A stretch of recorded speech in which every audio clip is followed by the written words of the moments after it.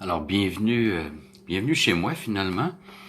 Et en raison des circonstances que tout le monde connaît, on est un peu forcé d'utiliser d'autres moyens, mais on doit rendre grâce à Dieu qu'on ait ces moyens technologiques pour enfin communiquer ensemble. Et ça me fait plaisir de pouvoir partager la parole de Dieu avec vous. Et en guise de prédication, dans notre église, on avait commencé une série depuis 5 ans, en fait, sur l'évangile de Jean. Alors, on va poursuivre là où on était rendu. Je vous prie d'excuser Matou. Alors, il risque d'avoir d'autres toussements au cours de l'enregistrement. Alors, on va lire Jean 18, versets 36 et 37. Je vous invite à avoir votre Bible avec vous. En principe, à l'Église, je diffuse les versets. On les projette sur l'écran. Mais là, ça va être plus facile si vous avez votre Bible avec vous. Alors, voilà, on va regarder dans l'Évangile de Jean. En fait, je me suis demandé, est-ce que je parle du virus, du coronavirus, etc. Ben, j'ai décidé de ne pas le faire pour 2 raisons. La première, c'est que je prépare à chaque jour une méditation qui est envoyée à chaque matin. Ceux qui sont sur la liste des personnes qui fréquentent notre église, ben, vous la recevez par courriel. Je la mets sur Facebook, sur ma page personnelle, sur la page de l'église, et aussi sur le site de notre église, parolededieu.ca. Alors, déjà, je parle vraiment des défis comme chrétien, là, comment regarder cette situation du virus, l'affolement qu'on voit et tout. Alors, donc, ces besoins-là sont rencontrés à travers les méditations quotidiennes. Donc, j'ai pensé pour la prédication que ça nous ferait du bien à tous de peut-être penser un peu à autre chose, mais si je vais quand même en parler un peu dans la prédication, ça sera pas le cœur de la prédication. Deuxièmement, la prédication sera un peu plus courte que ce que je fais d'habitude. Sylvain, mon co-ancien, et moi, on a pensé que peut-être la concentration est un peu plus difficile quand on écoute sur un écran que d'être en direct. Alors, ça sera une prédication plus courte que ce à quoi je suis habitué. Si vous n'êtes pas de notre église, enfin, j'aurais dû me présenter au début. Mon nom est Daniel Durand, je suis pasteur de l'église baptiste de la foi à Drummondville. Donc, si vous n'êtes pas de notre église, vous nous écoutez sur Internet, puis que vous avez un intérêt pour cette série, alors je vous informe que toutes les prédications de cette série sur l'évangile de Jean sont sur notre site Internet parolededieu.ca. Elles sont au format audio, mais enfin, elles sont accessibles. Vous avez aussi les textes en PDF. Alors, je vais immédiatement lire dans l'Évangile de Jean, chapitre 18, versets 36 et 37. Jésus répondit, « Mon royaume n'est pas de ce monde. Si mon royaume était de ce monde, mes serviteurs auraient combattu pour moi afin que je ne sois pas livré aux Juifs. Mais maintenant, mon royaume n'est pas d'ici-bas. » Pilate lui dit, « Tu es donc roi. » Jésus répondit, « Tu le dis, je suis roi. Voici pourquoi je suis né et voici pourquoi je suis venu dans le monde, pour rendre témoignage à la vérité.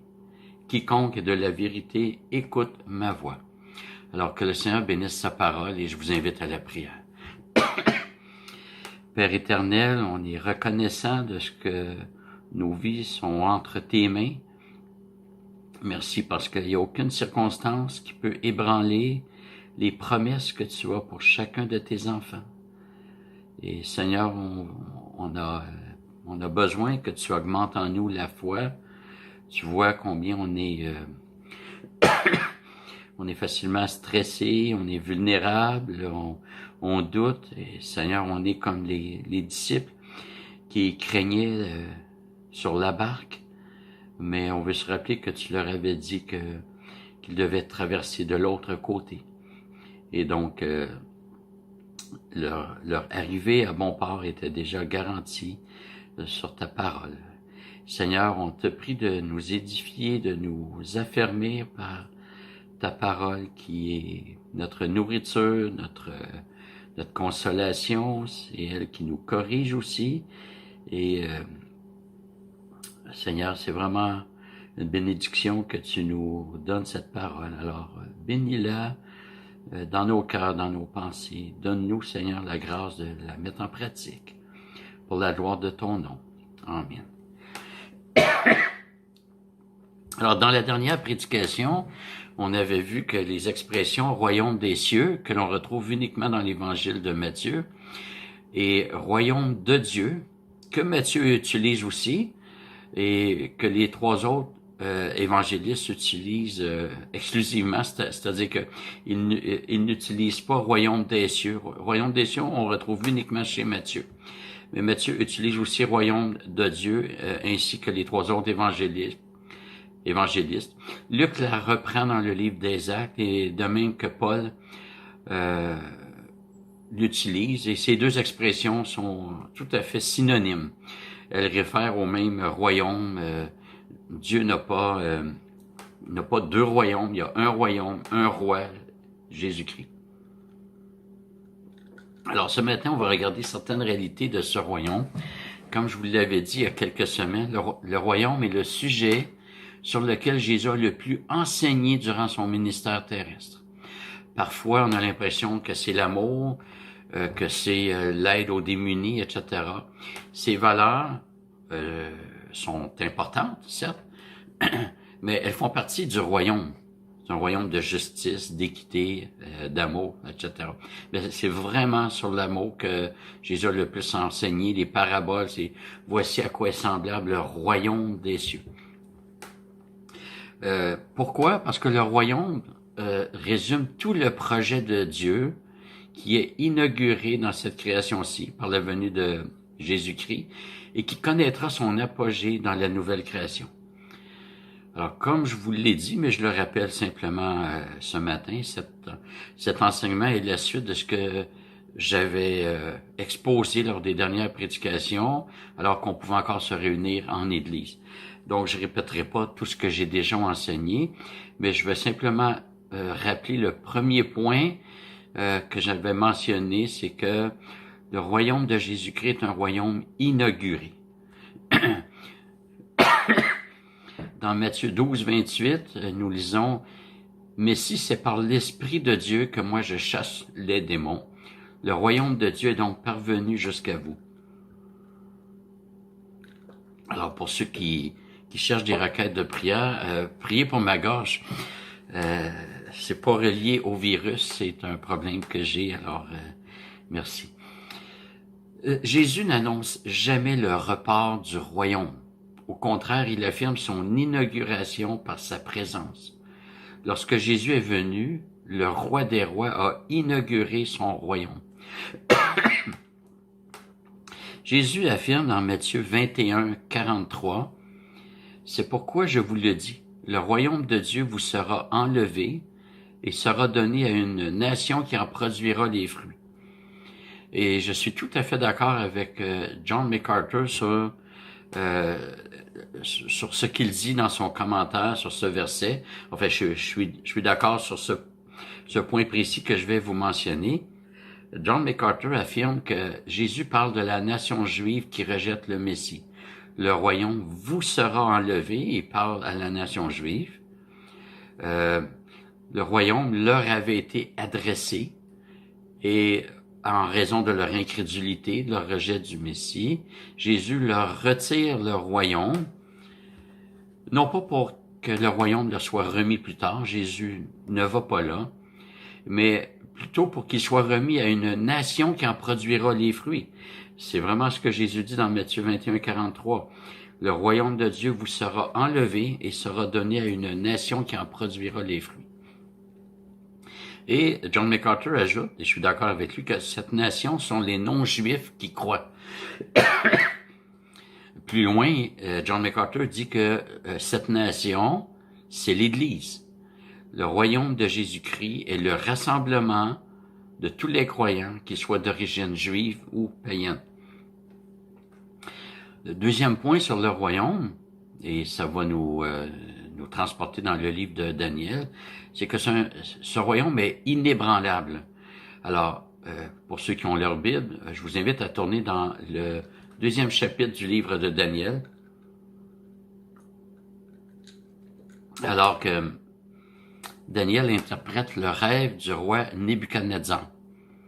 Nous ne pourrons pas lire le texte, c'est pratiquement tout le chapitre 2, mais je vous invite vraiment à lire à la maison après le temps qu'on passe ensemble. Alors, mais je vais quand même lire à partir du verset 32. Les versets 32 et 33 décrivent une statue, ça fait partie du rêve, et les versets 34 et 35 présentent une pierre très particulière. Alors, versets 32 et 33, la tête de cette statue était d'or pur, sa poitrine et ses bras étaient d'argent, son ventre et ses cuisses étaient de bronze, ses jambes de fer, ses pieds en partie de fer et en partie d'argile. Verset 34 qui parle de la pierre particulière, et on va aller voir les explications que Daniel lui-même en donne par après, mais pour l'instant, le verset 34, tu regardais lorsqu'une pierre se détacha sans le secours d'aucune main, frappa les pieds de fer et d'argile de la statue et les réduisit en poussière. Alors le fer, l'argile, le bronze, l'argent et l'or furent pulvérisés ensemble et devinrent comme la balle qui s'échappe d'une aire en été. Le vent les emporta et nulle trace n'en fut retrouvée. Mais la pierre qui avait frappé la statue devint une grande montagne et remplit toute la terre. Alors Daniel donne au roi l'interprétation de son rêve. Et c'est vraiment important, si vous vous intéressez à la question du royaume, de lire ce chapitre. À mon avis, c'est un des textes clés dans toute la Bible. Alors, le roi, plutôt Daniel, dit au roi Nebuchadnezzar que la tête de la statue, c'est lui. Verset 38, Daniel dit au roi, la tête, c'est toi. Alors, faut se rappeler que Nebuchadnezzar était roi de Babylone. C'était donc l'époque de l'Empire babylonien. Puis au verset 39, Daniel informe le roi qu'après lui, il y aura un autre royaume. Ça annonce en même temps au roi que son royaume va s'écrouler. Ça va passer aux mains des Perses. L'Empire médo-perse est représenté par le tronc et les bras de la statue. Puis un autre royaume, l'Empire grec, représenté par les jambes. Et finalement, l'Empire romain représenté par les pieds. Et c'est durant l'Empire romain que le Messie est venu, ce que représente la pierre qui roule et qui écrase la statue. Le Messie inaugure le royaume. Alors, je vais relire les versets 44 et 45. Plutôt, je vais les lire, je ne les avais pas lus. Je vais lire les versets 44 et 45, où Daniel dit, « Dans le temps de ces rois, le Dieu des cieux suscitera un royaume qui ne sera jamais détruit. » Alors là, il explique le sens de la pierre qui roule. Donc, le Dieu des cieux suscitera un royaume qui ne sera jamais détruit, et ce royaume ne passera pas sous la domination d'un autre peuple. Il pulvérisera et anéantira tous ces royaumes-là, et lui-même subsistera éternellement. Ainsi, tu as vu la pierre se détacher de la montagne sans le secours d'aucune main, et elle a pulvérisé le fer, le bronze, l'argile, l'argent et l'or. Donc, on apprend au verset 44 que c'est Dieu qui a suscité un royaume, alors que c'était l'Empire romain qui était en force. C'est le 4e empire, les Babyloniens, les Perses les Grecs et les Romains, et la pierre qui représente le royaume roule sur les pieds de fer mélangé à l'argile. Donc, ça arrive durant l'Empire romain. Alors, c'est justement sous l'Empire romain que le Messie est venu et qu'il a inauguré le royaume. Ensuite, on voit que le royaume des cieux est progressif dans le temps. Verset 35.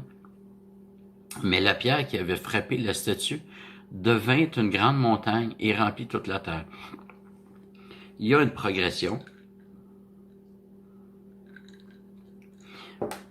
La pierre devint une grande montagne. Donc, elle était pierre et progressivement, elle est devenue une grande montagne.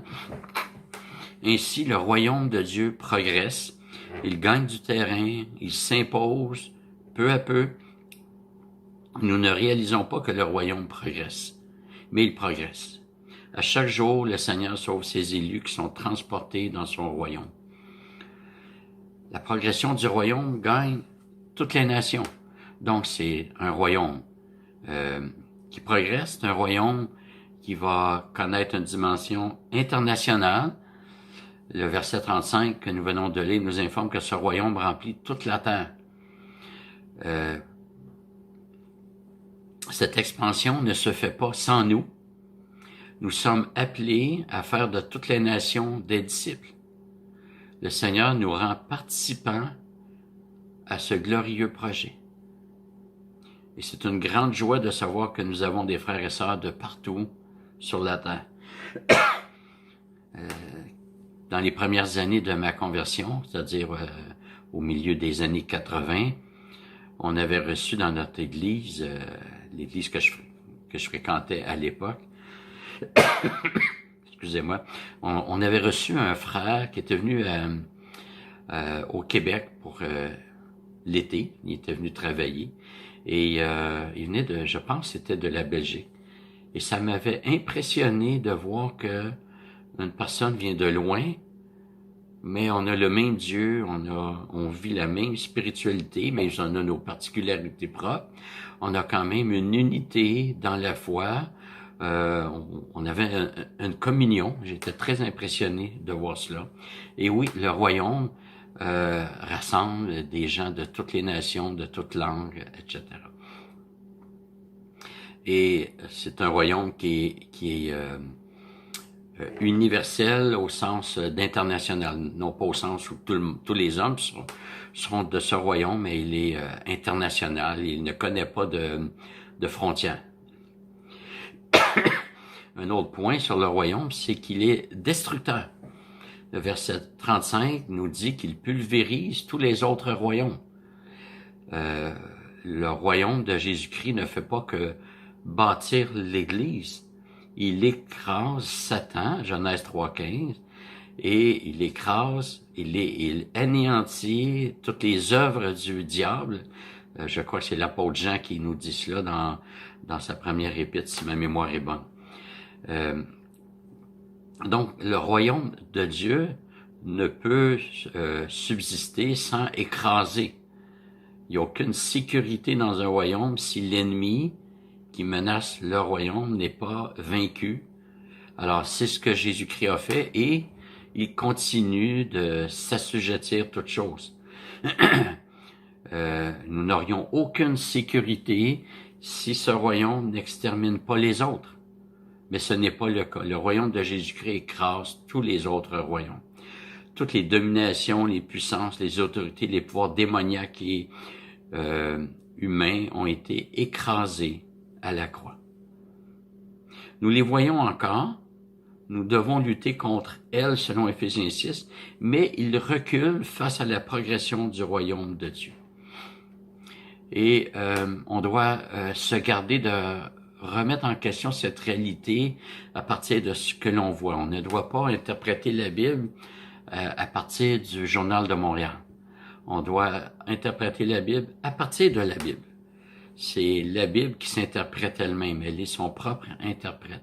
Alors, on lit dans Hébreux 2,8, en lui soumettant ainsi toute chose, ou en soumettant ainsi toute chose à son Fils, Dieu n'a rien laissé qui reste insoumis.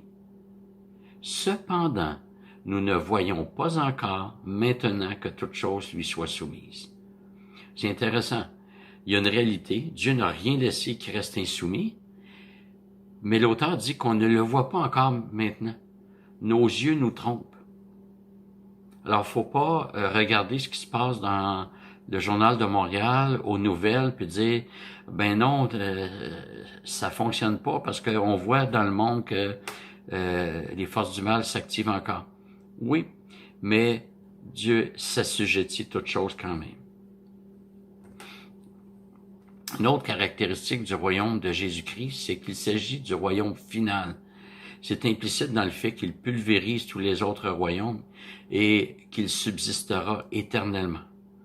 Tous les royaumes humains, tous les régimes politiques depuis les tout débuts des civilisations sont tombés ou vont tomber. Mais nous n'appartenons pas à ces royaumes si nous sommes chrétiens. Nous appartenons au royaume de Jésus-Christ. Un royaume inauguré, un royaume inébranlable, un royaume qui s'établit progressivement, un royaume international, un royaume destructeur, un royaume final. J'ajouterais, je ne l'ai pas dans mes notes, un royaume divin. Dans le texte de Daniel, la pierre, elle est suscitée, la pierre qui roule, qui détruit les royaumes. C'est une pierre qui est suscitée par Dieu, c'est un royaume qui est suscité par Dieu, donc ça, c'est vraiment divin. Alors, c'est vraiment un privilège pour nous, frères et sœurs, d'appartenir à ce royaume. On a un privilège énorme. Avec tout ce qu'on a vu, on est en sécurité, une sécurité éternelle. Et le plus beau de ce royaume, c'est que c'est Jésus-Christ qui en est le roi. Toutes ces belles caractéristiques du royaume, sans Jésus-Christ comme roi, n'aurait pas cette valeur inestimable. Notre roi, c'est celui qui s'est abaissé, qui a donné sa vie, qui s'est humilié et qui, par cette œuvre d'humiliation, a écrasé notre ennemi. Donc, pour avoir un royaume inébranlable, un royaume qui est destructeur, un royaume final, il fallait que Jésus écrase l'ennemi. Frères et sœurs, c'est un sujet qui est d'autant plus d'actualité. Nous voyons présentement tous les pays déstabilisés. Mon épouse, il y a peut-être une heure ou deux, me disait comparer toute la planète à un château de cartes. Les budgets de pratiquement tous les pays ne tiennent plus, les structures sociales sont ébranlées. Les gouvernements veulent déployer beaucoup d'efforts, puis bon, je crois qu'ils doivent le faire, mais tout demeure incertain. Il n'y a aucune certitude dans ce monde-ci. Alors, si on a espéré dans une certitude dans ce monde-ci, eh bien, ça va être la déception. En même temps, donc on voit toute la vulnérabilité de toute la planète à partir d'un virus. Un virus qui a commencé par un individu qui, semble-t-il, l'a attrapé à partir d'un animal, mais il y a eu un premier individu, puis un deuxième, puis ça s'est multiplié. Alors, sans jamais se réjouir de tout ce qui se passe en ce moment, en même temps, on a un grand privilège de voir sous nos yeux la vulnérabilité de ce monde comme peu de gens l'ont vu. Frères et sœurs, tous ceux qui se confient dans les hommes sont probablement désillusionnés. Aujourd'hui, ça doit être la désolation, l'inquiétude, parce que beaucoup de gens ont mis leur espoir dans des hommes, ont trouvé leur sécurité dans leurs avoirs, et c'est très incertain, ces choses. La seule chose dont on est certain, c'est que ces choses-là sont incertaines. Et c'est la déception tôt ou tard. Mais pour nous chrétiens, notre royaume avance. Il y a une bonne nouvelle, la bonne nouvelle du royaume. Même ce qui se passe présentement, c'est une étape dans le plan de Dieu. C'est pas un accro, un imprévu, etc. Dieu, en 2020, en cette première moitié d'année, continue de faire avancer son royaume. La pierre continue de rouler. Elle progresse. Et pour nous, on doit se réjouir que notre cité soit dans les cieux. Et face aux nouvelles qui risquent d'atteindre notre morale, peut-être même ébranler notre foi, il est bon de se replacer dans la perspective biblique. Le royaume a un roi éternel. Nous sommes dans ce royaume si nous croyons en Jésus-Christ. C'est la plus grande sécurité que nous avons. Alors nous sommes appelés, frères et sœurs, à adorer notre roi, lui rendre tous les hommages, le servir, l'honorer. Alors que cette parole du Seigneur qui nous enseigne sur son royaume puisse nous faire grandir en lui, nous affermer. Alors je vous invite, avant de terminer, à la prière et je vais conclure avec un mot à la fin. Seigneur Dieu, on est vraiment reconnaissant pour ton plan parfait. Seigneur, combien il est parfait, il est souverainement en progression. Et Seigneur, merci parce que en Jésus-Christ, nous avons une paix durable qui transcende toutes les circonstances qu'on peut traverser. Seigneur, donne-nous de réaliser cette vérité de ton royaume, sachant qu'il t'a coûté un prix très fort. Tu as donné ta vie pour que nous soyons des fils et des filles du roi, du royaume. Seigneur, donne-nous aussi d'annoncer cette bonne nouvelle à ceux qui ne te connaissent pas. La bonne nouvelle du royaume. Alors Seigneur, je veux te prier pour tous ceux qui vont visionner cette vidéo, que vraiment tu puisses les bénir, les affermir, les faire grandir et répondre aussi à leurs besoins. On est appelé à t'exprimer tous nos besoins. Et peut-être que présentement, il y a des personnes qui ont besoin pour la santé ou pour les finances ou pour tout autre besoin, Seigneur Dieu. Seigneur, tu nous dis que tu prends soin de tous tes enfants. Alors, Seigneur, je veux te prier pour tous ceux qui t'appartiennent, que tu puisses vraiment les bénir et répondre à leurs besoins. Et s'il y en a qui ne t'appartiennent pas encore, Seigneur Dieu, je te prie je te prie, Seigneur, de les conduire à une pleine repentance, une reconnaissance de leurs péchés, qu'ils puissent vraiment les regretter leurs péchés, qu'ils puissent désirer ce changement de vie, de rejeter leurs péchés, Seigneur Dieu, et qu'ils puissent se tourner vers Jésus-Christ, le seul qui peut les sauver de leurs péchés, les faire entrer dans ton royaume. Seigneur, toutes ces choses, on les prie pour la gloire de ton nom. Amen.